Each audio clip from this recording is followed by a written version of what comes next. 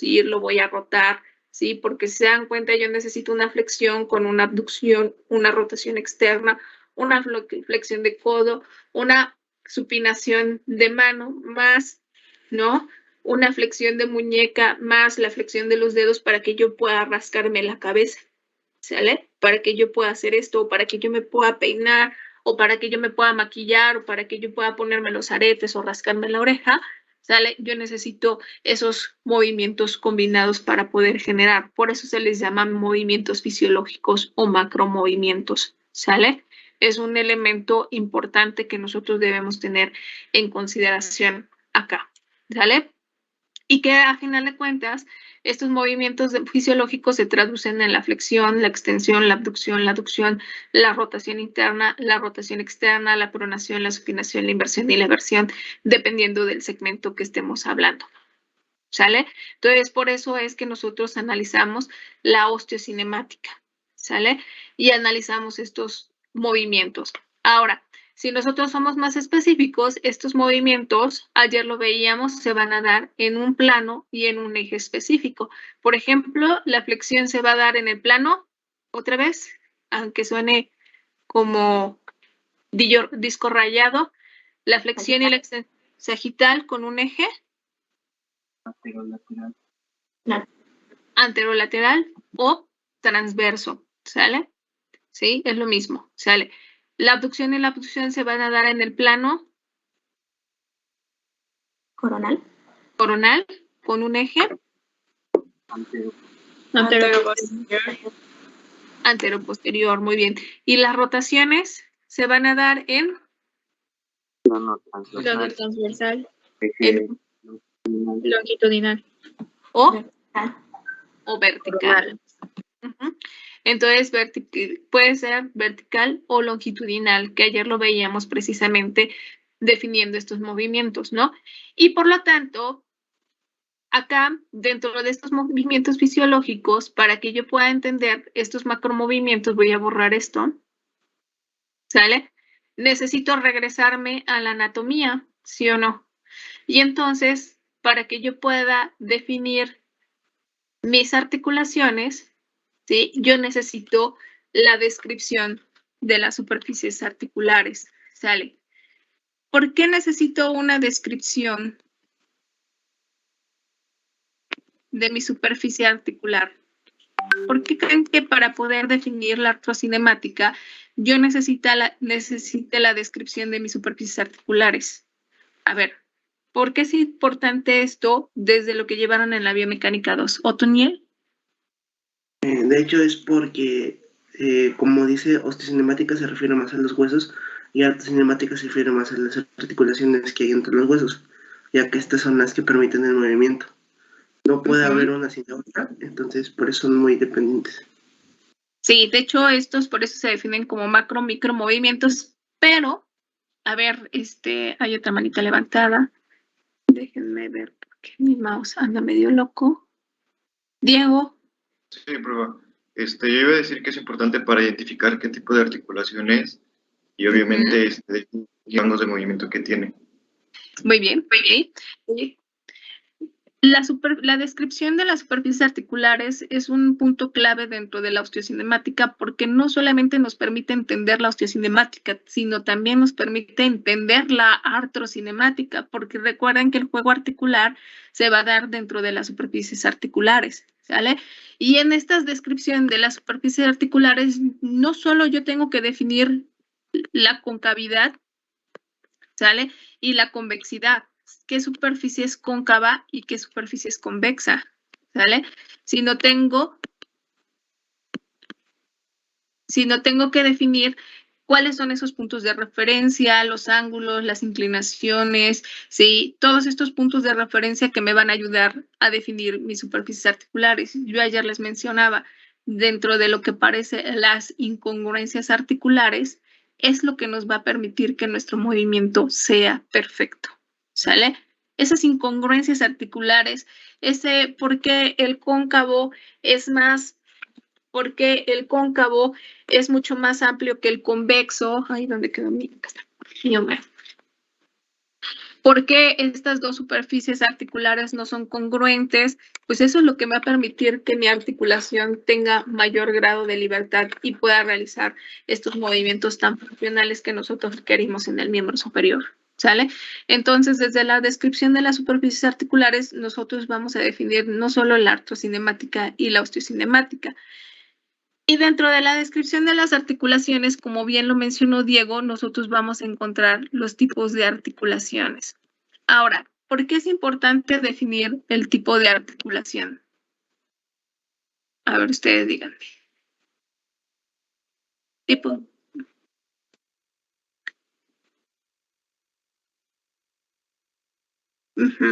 Para definir el movimiento, muy bien. Para definir el movimiento que realizan, porque dentro de los tipos de articulaciones nosotros tenemos dos clasificaciones principales. ¿Cuáles son? A ver, ustedes indíquenme. Tenemos dos clasificaciones para describir las articulaciones. Un poco de biomecánica 1. Sale. Dos articulaciones. Dos clasificaciones, perdón. Una es por movimiento. Por movimiento, muy bien. Que también son por movimiento o por función, que se les llama así. ¿Sale? Y la segunda es por Grados de movilidad. No, está entre los grados de movilidad entran dentro de la función. No. Por Julio. ¿Es por superficie articular? No. Por su composición, o sea, por su estructura. Ajá, por ahí había escuchado el concepto de estructura al fondo. ¿Sale? Por la estructura. ¿Sale? ¿Por qué es importante esto? Porque a final de cuentas no va a ser lo mismo que yo tenga una articulación de tipo fibrótica, una articulación de tipo cartilaginosa, que tenga una articulación de tipo sinovial. Bien, ¿quién me quiere decir qué es una articulación de tipo fibrosa y cuáles podrían ser los ejemplos que nosotros vamos a encontrar en estas articulaciones? A ver, ¿quién dice yo?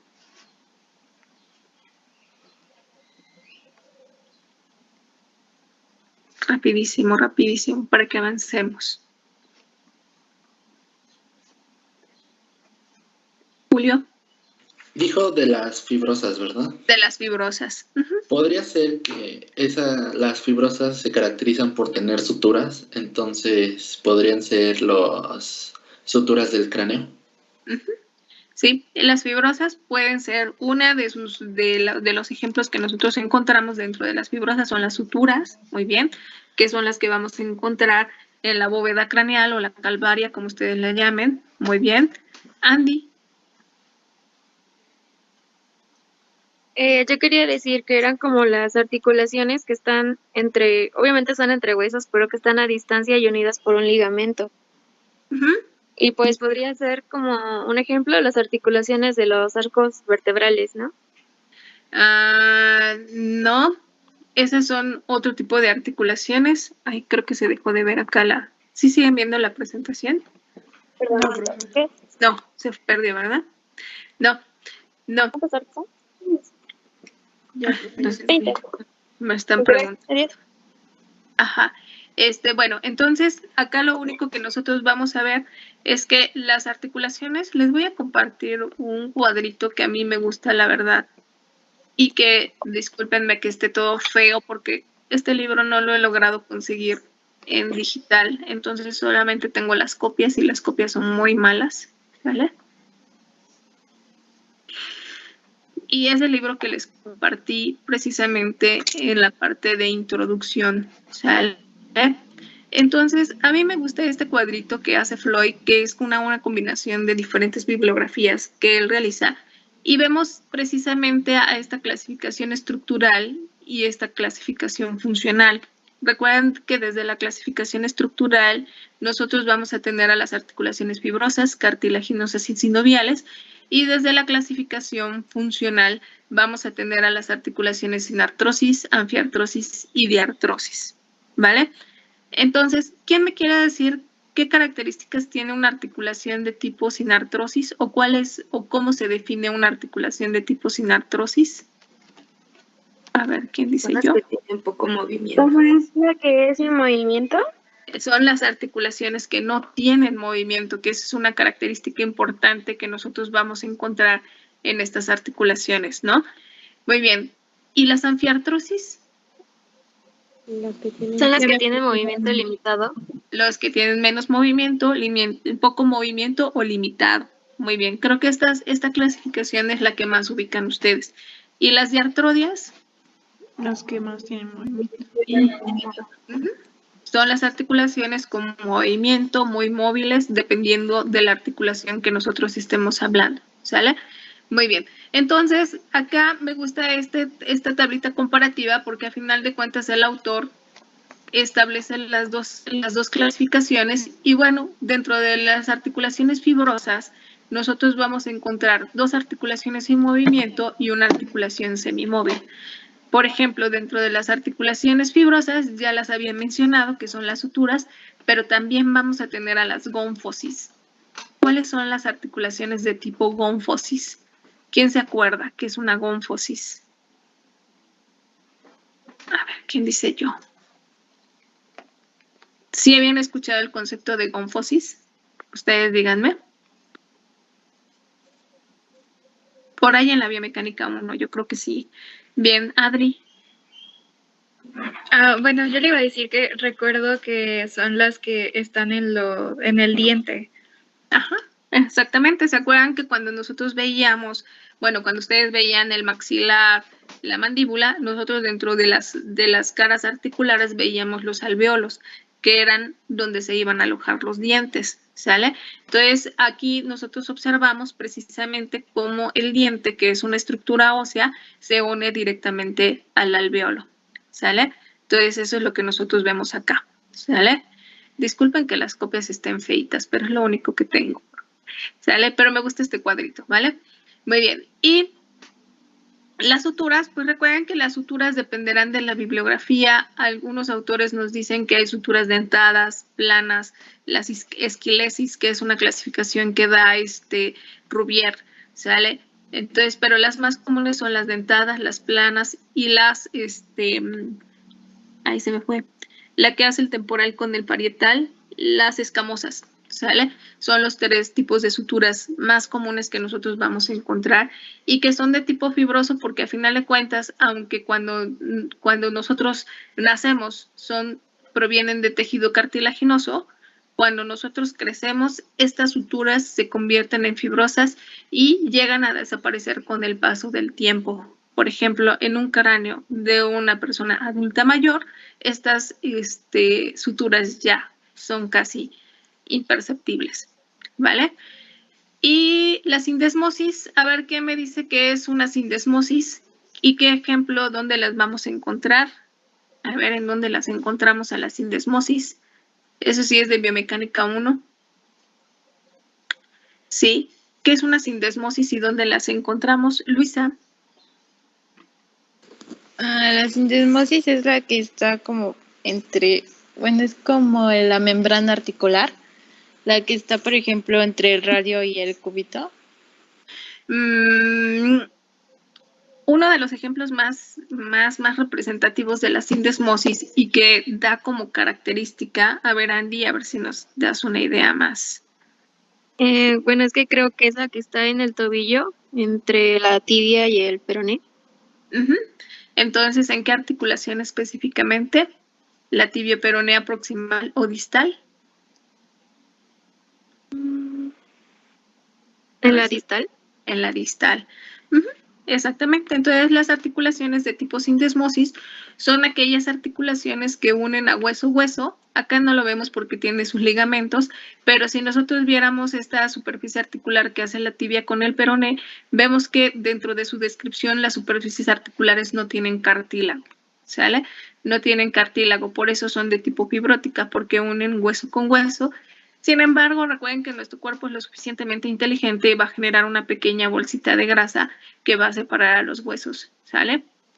Entonces, estas se les llama sindesmosis y es la sindesmosis tibio-peronea, ¿sale? Distal, es la articulación tibioperonea distal, ¿sale? Es un ejemplo, entra dentro de las articulaciones semimóviles porque aunque por sí sola no puede generar movimiento, pero la influencia que tiene la articulación talocrural en ella va a generar que tenga movimiento, ¿sale? Entonces, por eso se considera semimóvil. Y después vamos a tener a las articulaciones de tipo cartilaginoso. Como su nombre lo dice, van a tener cartílago dentro de su composición, ¿sale? Las cartilaginosas. Y dentro de ellas vamos a encontrar a la sínfisis y a la sincondrosis, ¿vale? ¿Quién me quiere dar un ejemplo de una superficie articular de tipo sínfisis? A ver, ¿quién dice yo? Está fácil. ¿Son los huesos que están entre la cadera? Es la articulación, la sínfisis del pubis, muy bien, ¿vale? Muy bien. ¿Algún otro ejemplo de sínfisis, Monse? A ver si tienes algún otro ejemplo de sínfisis. Tenemos en el raquis, tenemos una sínfisis. Y ya vieron raquis, entonces lo tienen fresquecito. Las de las vértebras. Exactamente. Las sínfisis intervertebrales, las que se van a dar entre los cuerpos vertebrales, ¿sale? Y la sincondrosis, también ya vieron raquis y ahí vemos a la sincondrosis. ¿En dónde las encontramos? Sincondrosis, Jime.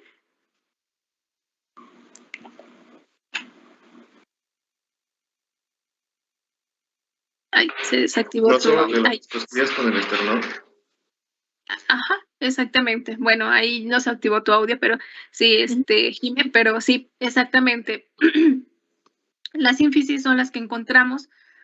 Si recordamos un poquito de la anatomía de la pelvis, recuerden que acá tenemos dos superficies convexas que se encuentran unidas por ligamentos y por un anillo, un disco intervertebral, y por eso se les define como sínfisis, de tipo sínfisis, por eso son cartilaginosas y son semimóviles porque aunque no tienen movimiento, entre comillas, no tienen movimiento durante el embarazo, estas se separan para que pueda salir el bebé por el agujero, ¿sale? Por el espacio que se forma entre los dos huesos coxales, ¿sale? Esa es como una de las características más importantes. Y la sincondrosis, pues recuerden que acá tenemos un montón de articulaciones que se forman. Tenemos las articulaciones que se forman entre la costilla y el cartílago, las articulaciones que se forman entre los propios cartílagos articulares y tenemos las articulaciones que se forman entre el cartílago y el esternón. Y precisamente ahí encontramos a las articulaciones que se definen como sincondrosis. No es que no tengan cartílago, sino es la forma en la que se articulan precisamente estas articulaciones de tipo cartilaginoso, ¿sale? Entonces, estas tres, ¿sale? Son semimóviles, ya les expliqué por qué son semimóviles y ya les expliqué por qué son cartilaginosas.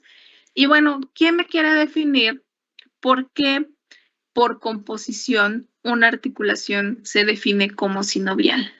A ver, ¿qué elementos vamos a encontrar dentro de las articulaciones para que se llamen sinoviales? Monse. Las articulaciones sinoviales son las que tienen pues una cápsula, líquido sinovial, una membrana. No me acuerdo de los demás elementos, pero tengo entendido que también tienen como podría ser una parte cóncava, es que no me acuerdo bien del nombre, pero tienen un pues grado de movilidad un poco más grande, por lo tanto necesitan una gran lubricación, por decirlo así, que es lo que da el líquido sinovial. Muy bien, exactamente. Entonces, lo que nos hace diferentes a las articulaciones sinoviales de las cartilaginosas y las fibróticas es precisamente todos los componentes que nosotros vamos a encontrar dentro de las articulaciones. No solamente vamos a encontrar a la superficie articular, sino que vamos a tener un cartílago articular. Acuérdense, acá tenemos el cartílago articular, ¿sí? Que va a tener sus propias características y se diferencia del tejido cartilaginoso y el fibroso porque son diferentes cartílagos, ¿sale? Vamos a tener una membrana, sale que nosotros las vamos a definir en dos elementos, una membrana fibrosa, que es la cápsula articular, y vamos a tener una membrana sinovial, que dentro de sus características está tener los sinovicitos que van a generar el líquido sinovial, ¿sale? Recuerden que este líquido sinovial, su función es nutrir a todas las estructuras que estén dentro de nuestra propia articulación, ¿sale? Otro de los elementos dependerá de la articulación. No solamente tenemos cápsula, podemos tener ligamentos intra y extracapsulares, podemos tener meniscos, por ejemplo, la rodilla, que es una de las articulaciones más complejas por la cantidad de tejidos blandos que vamos a tener dentro de ella. Vamos a tener meniscos, vamos a tener plicas, vamos a tener bolsas sinoviales, vamos a tener más de una bolsa sinovial. Vamos a tener plicas, bolsas de grasa, que es otro elemento también. Vamos a tener bursas, vamos a tener tendones que se relacionan directamente sobre esta articulación. Muy bien. Monse, no sé si quieras participar o es la misma participación, ¿me indicas? Ana, se me olvidó bajar la mano. No te preocupes, está bien. Entonces, acá están todos los elementos: huesos, bursas, cavidad articular, ¿no? Que está rellena de líquido sinovial, cartílago articular, vainas tendinosas, tendones, ¿no? La cápsula fibrosa, que las dos en conjunto van a generar la cápsula. Acá está lo que les acabo de mencionar, vasos y nervios que me estaban faltando mencionarles, ¿no? A final de cuentas, esta es la composición de una articulación de tipo sinovial, ¿sale? Y bueno, para poder definir, esto ya lo revisan ustedes con más tiempo, ¿sale? Solamente lo vamos a mencionar, ¿sale? Vamos a ver que las articulaciones de tipo diartrodias, sí, perdón que se vea tan feita, pero bueno, vamos a tener que las articulaciones diartrodias van a ser de 6 tipos, que son las que nosotros vamos a encontrar. Son 6 tipos de articulaciones, dentro de las cuales nosotros vamos a encontrar articulaciones que van a tener movimientos en un solo eje, en 2 ejes, o van a ser multiaxiales porque van a generar movimientos en los 3 ejes, ¿sale? Por lo tanto, cuando nosotros hablamos de los movimientos, también vamos a poder hablar de estos famosos grados de libertad, ¿sale? Estos famosos grados de libertad. Si se acuerdan que ayer, no sé si se los mencionaba a ustedes, me indican si se los mencioné a ustedes, este concepto de grado de libertad. Creo que sí, ¿no? Sí lo vimos ayer, ¿no? Entonces, grado de libertad es precisamente, está relacionado con el concepto de axial, biaxial o multiaxial, ¿sale? Son las diferentes formas en las que los autores definen estas articulaciones. Lo único diferente que tiene Floyd, ¿sale? Es las articulaciones de tipo celar. Para algunos autores, las celares son biaxiales, o sea, solamente tienen 2 grados de libertad, pero aquí Floyd las define como articulaciones multiaxiales. Y esto es porque, por ejemplo, la articulación que hace el trapecio, sí, el trapecio con el primer metacarpiano, que es la articulación trapezo-metacarpiana, ¿sí? Es que va a tener movimientos de flexión. Recuerden un poquito de su biomecánica 2, flexión, extensión, aducción, ¿sale? De forma conjunta va a poder generar este movimiento de rotación, y esto también nos va a permitir tener estos movimientos de oposición, ¿sale? Entonces, por eso la define como una articulación de tipo multiaxial, pero realmente sus movimientos puros son 2. Otra articulación es la esternocostoclavicular. Recuerden, ascenso, descenso, antepulsión, retropulsión que se van a generar en esta articulación, y de forma conjunta estos movimientos como de circunducción que va a generar. Y en el miembro inferior vamos a ver que la articulación transversa del tarso también va a generar una articulación de tipo celar, ¿sale? Entonces, esta es lo único que difiere. De ahí en fuera, las enartrodias, recuerden que ustedes ya vieron a una de las máximas representantes de las enartrodias, que es la glenohumeral. Nosotros vamos a ver ahorita a otra de las máximas representantes, que va a ser la coxofemoral, ¿sí? Recuerden que las artrodias se consideran multiaxiales porque, como por sí solas no van a tener un movimiento propio, no se van a definir en la flexión, en la extensión, en la abducción, pero sí van a favorecer el movimiento. Y estas articulaciones de tipo artrodia normalmente las encontramos hay un montón de articulaciones artrodias, pero las principales, por ejemplo, son las que encontramos en el carpo, en las articulaciones intercarpianas, las vamos a encontrar en el tarso, vamos a encontrar la tibia peronea proximal, es una artrodia.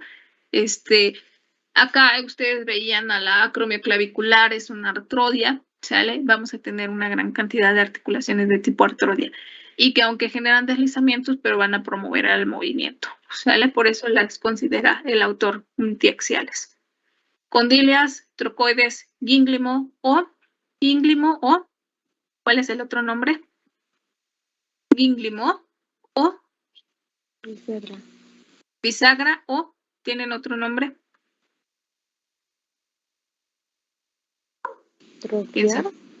Trocleares, ¿sale?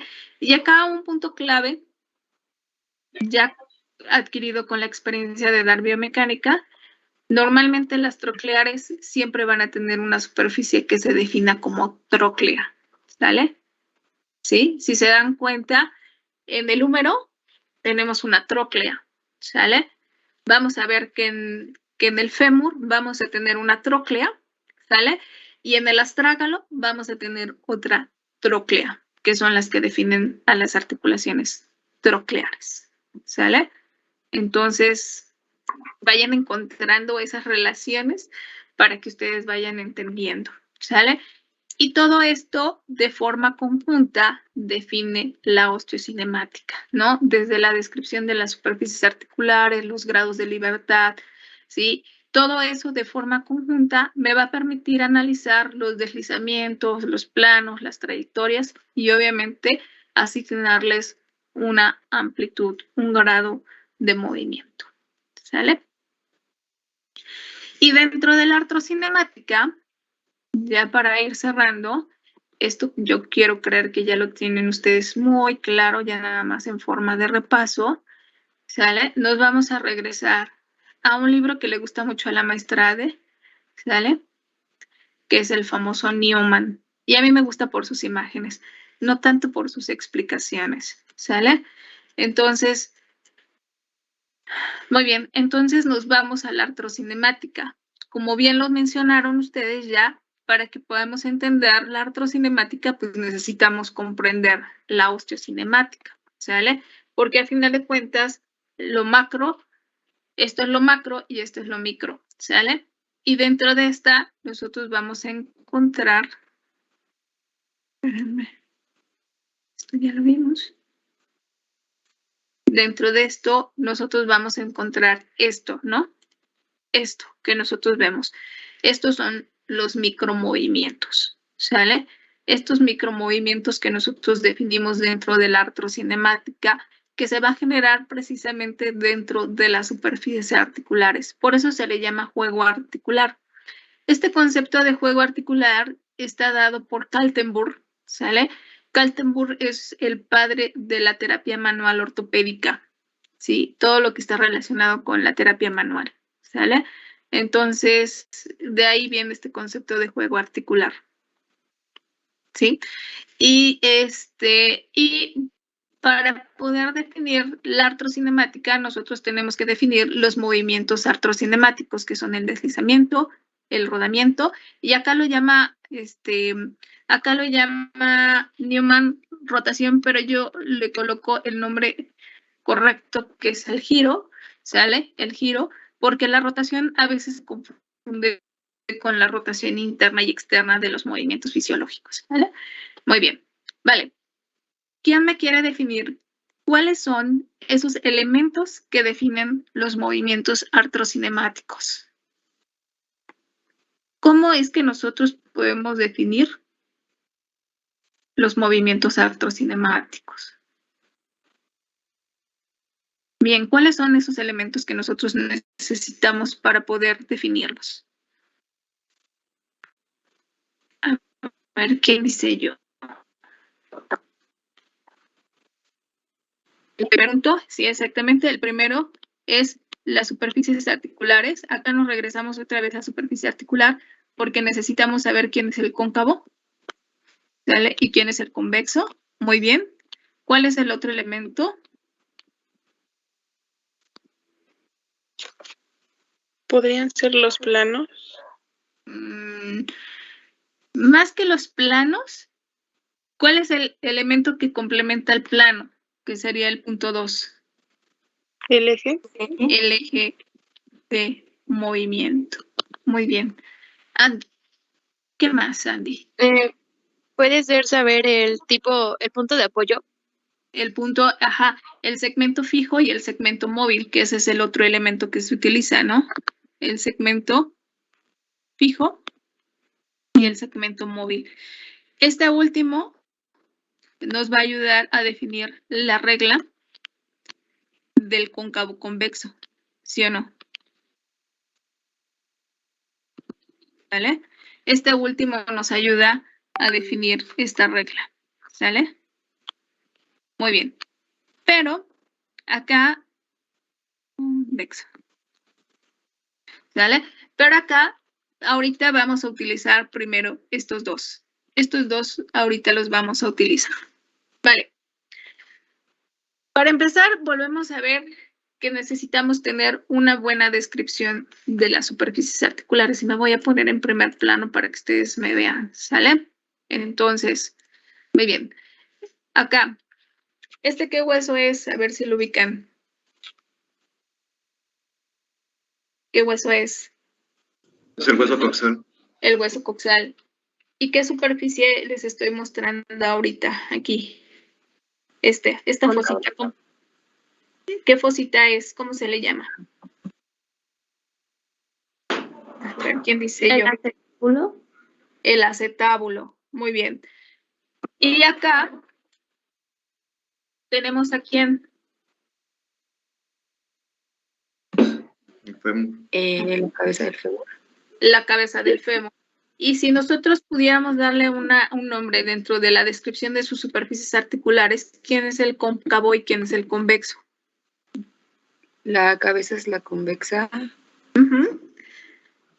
Y el cóncavo. Muy bien. Para empezar, dentro de las superficies articulares, vuelvo a repetir, ¿por qué ser tan enfática en la descripción de las superficies articulares? Porque eso nos va a permitir entender la osteocinemática y la artrocinemática. Muy bien.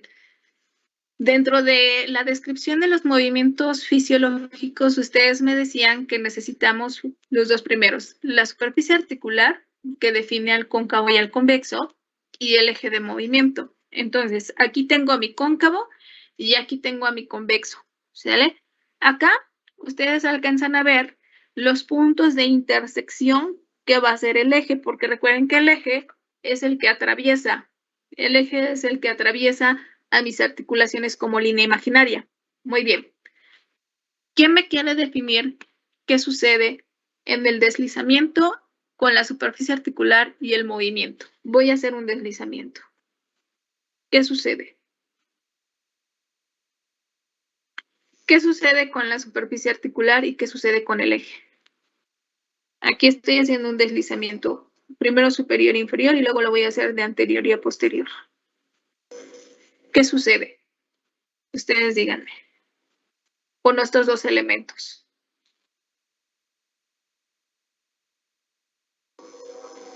A ver, ¿quién levanta la mano?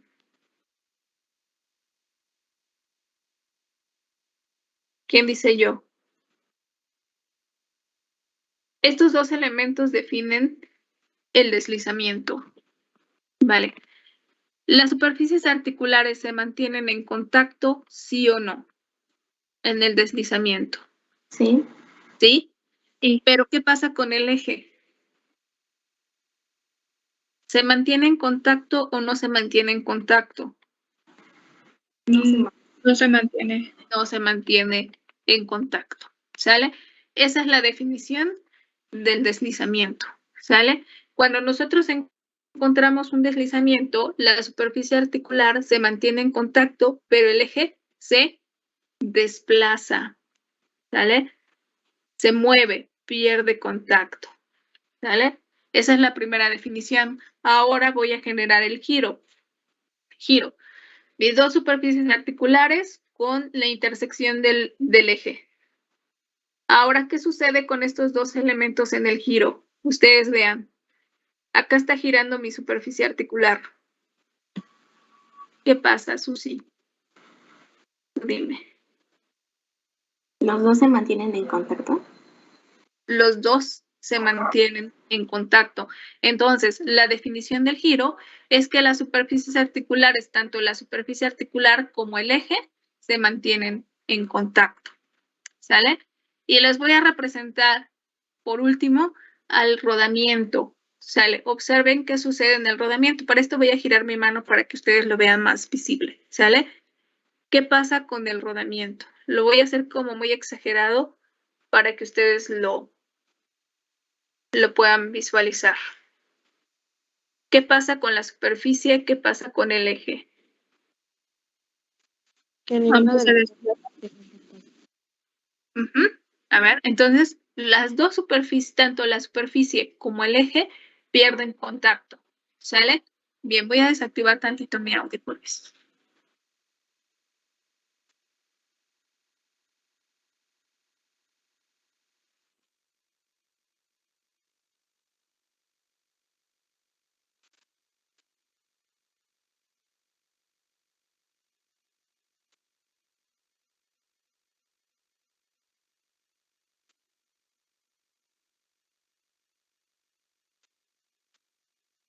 Muy bien, entonces ahí es donde nosotros encontramos precisamente estas definiciones, ¿no? Entonces, el deslizamiento solo permite que las superficies articulares, les voy a poner una imagen que ustedes reconocen ahorita muy bien, ¿sale? Por ejemplo, acá estamos analizando el movimiento de aducción y vemos que la cabeza del húmero rueda, mientras que la glenoides, ¿qué? Mientras la cabeza del fémur rueda, la glenoide se desliza. Entonces, por lo regular, no siempre, es una regla, ¿sale? Siempre vamos a encontrar por lo regular cuando el segmento móvil es cuando el segmento móvil es el convexo, por lo regular siempre vamos a encontrar combinado el rodamiento con el deslizamiento. No es una regla, pero por lo regular siempre vamos a encontrar estos elementos, ¿sale? Aquí vemos el mecanismo de rotación y en esta otra imagen vemos ya los movimientos, bueno, aquí vemos otra vez el rodamiento con el deslizamiento, ¿sale? La rodilla es compleja de naturaleza, ¿sale? La rodilla siempre nos va a generar dolor de cabeza, ¿sí? Bien, ¿alguna duda con esto, chicos? ¿No? No, profe. Creo que esto ya nada más es repaso. Y ya nada más para determinar la regla del cóncavo convexo, recuerden que nada más tenemos que identificar quién es el segmento móvil. Si es acá en esta imagen estamos viendo, acá en la imagen estamos viendo que el segmento móvil es el convexo, mientras que en esta imagen vemos que el segmento móvil es el cóncavo. Entonces, lo único que tenemos que entender es que cuando el segmento cóncavo es el que se mueve sobre la superficie convexa, el movimiento se va a generar, el deslizamiento, ¿sí? O el movimiento artrocinemático se va a generar a favor del movimiento. Mientras que si el segmento móvil es el convexo y el segmento fijo es el cóncavo, el juego artrocinemático o el juego articular va a ir en contra del movimiento, ¿sale? Esa es la regla del cóncavo convexo, ¿sale? ¿Va? Bueno, de todos modos, estudienla y si tienen dudas, porque ya se nos fue el tiempo, ¿sale? Si tienen dudas, mañana la revisamos, ¿vale? ¿Sí? Esto es un poquito de repaso de lo que ya veían ustedes con la maestra Ade, ¿sale? Muy bien, ¿sí?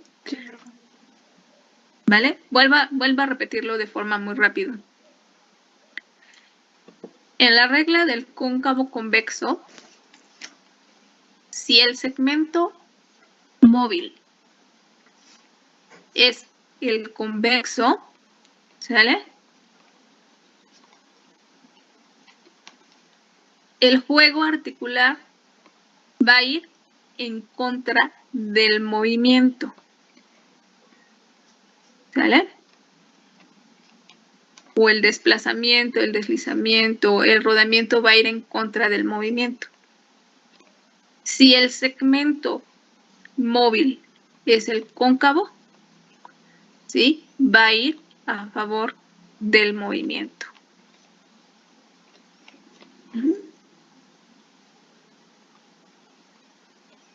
¿Sí? Esa es la regla del cóncavo convexo.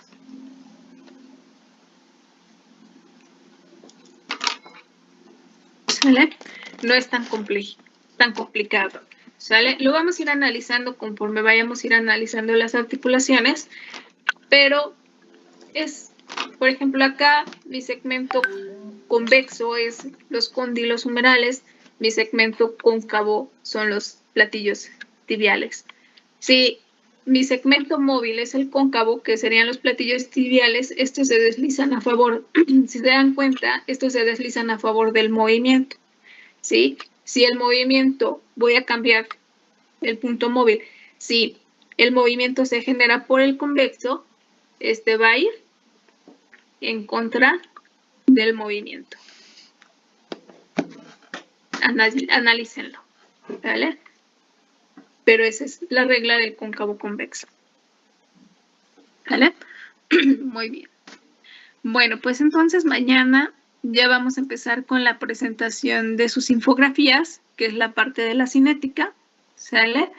La parte de la cinética, con eso terminaríamos esta parte de introducción y ya empezaríamos a trabajar con la biomecánica del miembro inferior. ¿Sale? Pero sí es importante regresarnos a estos conceptos. ¿Sale? Sí, profesor. Sí, profesora. Pues que tengan un bonito día. Cuídense mucho. Si quieren que revise sus infografías, mándenmelas, por favor, para que las revise. No me las manden muy tarde porque ya muy tarde no las reviso, no me da tiempo de revisarlas, ¿sale? Entonces traten de mandármelas si gustan un poquito más temprano. Si las tienen, mándenmelas ya. ¿Vale? Sí, bueno, pues cuídense mucho, que estén bien, que tengan bonito día. Nos Gracias, vemos mañana. profe, gracias. Vale. Hasta luego. Hasta luego. Buen día.